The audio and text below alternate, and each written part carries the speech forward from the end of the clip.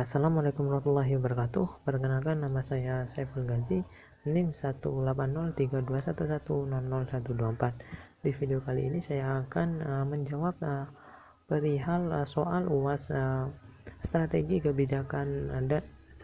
kebijakan bisnis, di mana terdapat dua soal yang harus saya jawab. Soal yang pertama adalah sebutkan dan jelaskan tahapan dari konsep strategi bisnis. Oke, langsung saya jawab. Ada beberapa tahapan dalam konsep kebijakan bisnis. Tahapan yang pertama adalah tahapan menentukan visi, misi, dan tujuan organisasi. Visi adalah tujuan utama dari organisasi atau tujuan utama yang harus dicapai oleh organisasi. Kemudian untuk visi yaitu pernyataan apa yang harus dilakukan untuk mencapai visi tadi. Kemudian sedangkan untuk tujuan merupakan langkah awal dari manajemen strategi atau langkah awal dari perencanaan. Kemudian tahapan yang kedua adalah tahapan menentukan lingkungan eksternal.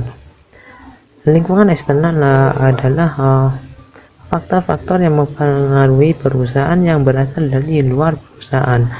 Dalam lingkungan eksternal ini terdiri dari dua faktor. Faktor yang pertama adalah faktor ancaman, kemudian faktor yang kedua adalah faktor peluang. Kemudian tahapan yang ketiga adalah tahapan penentuan lingkungan internal. Lingkungan internal adalah faktor-faktor yang mempengaruhi perusahaan yang berasal dari dalam internal perusahaannya itu sendiri. Dalam lingkungan internal ini terdiri dari dua faktor. Faktor yang pertama adalah faktor kelemahan dan faktor yang kedua adalah faktor kekuatan. Oke, tahapan yang keempat adalah tahapan perumusan strategi. Perumusan strategi adalah perumusan penentuan atau memformat strategi yang dimulai dari pengembangan visi dan misi organisasi, kemudian pengidentifikasian ancaman dan peluang eksternal, kemudian menentukan kelemahan dan kekuatan internal, kemudian menentukan tujuan jangka panjang untuk mendapatkan strategi alternatif yang berkelanjutan.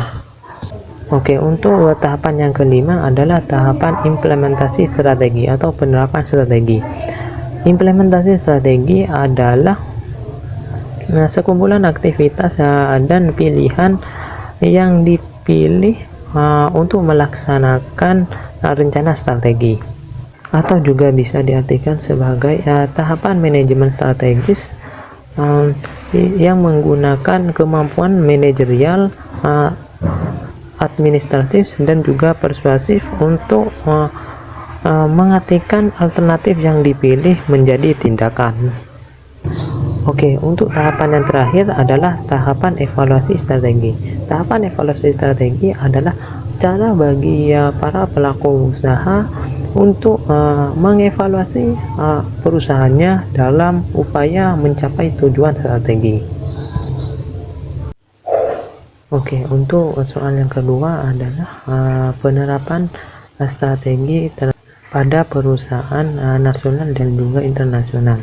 Untuk perusahaan nasional sendiri, saya mengambil perusahaan Bank BRI Tbk, di mana pada studi kasusnya saya mengambil Bank BRI pada domisili Banjarbaru. Dalam penentuan strategi untuk perusahaan Bank BRI di Banjarbaru ini menggunakan analisis SWOT. Oke, untuk hasilnya sendiri, di mana hasil dari penerapan analisis SWOT ini menghasilkan nilai dari faktor internal perusahaan Bank BRI Tbk ini bernilai 0,27, sedangkan untuk faktor eksternalnya yaitu juga bernilai 0,27, sehingga dapat disimpulkan bahwa Posisi dari perusahaan Bank BRI Tbk di Banjarbaru ini berada di diagram 1 atau merupakan wilayah yang menguntungkan, hingga strategi yang dapat dilakukan atau dilaksanakan oleh perusahaan Bank BRI di Banjarbaru ini yang pertama adalah memperluas pasar atau melebarkan sayap ke luar kota Banjarbaru yang masih berpotensi. Kemudian yang kedua adalah menjalin kerjasama kepada koperasi-koperasi yang ada di kota Banjarbaru, sehingga anggota dari koperasi yang bekerja sama tadi juga akan menjadi nasabah dari Bank BRI itu sendiri.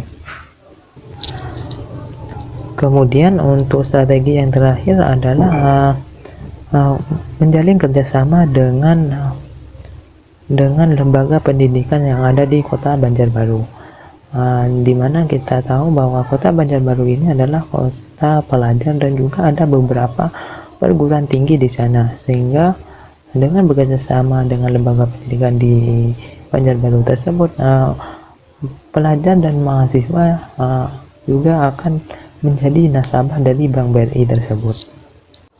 Oke, untuk perusahaan internasionalnya sendiri saya mengambil perusahaan Apple Inc., di mana dalam perusahaan Apple Inc. ini ada beberapa strategi yang digunakan.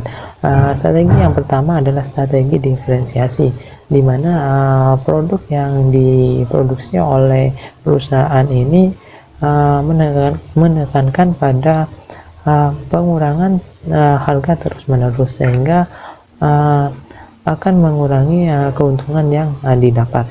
Oke, untuk strategi yang kedua adalah strategi menjalin hubungan dekat dengan para pemasok, di mana dalam perusahaan ini banyak para pemasok untuk komponen-komponen dari produknya.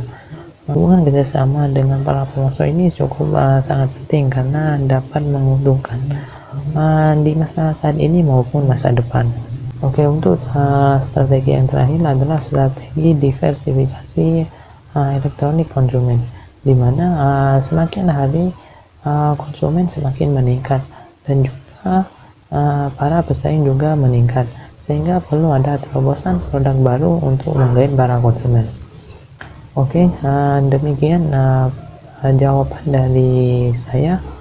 Kurang lebihnya saya mohon maaf. Assalamualaikum warahmatullahi wabarakatuh.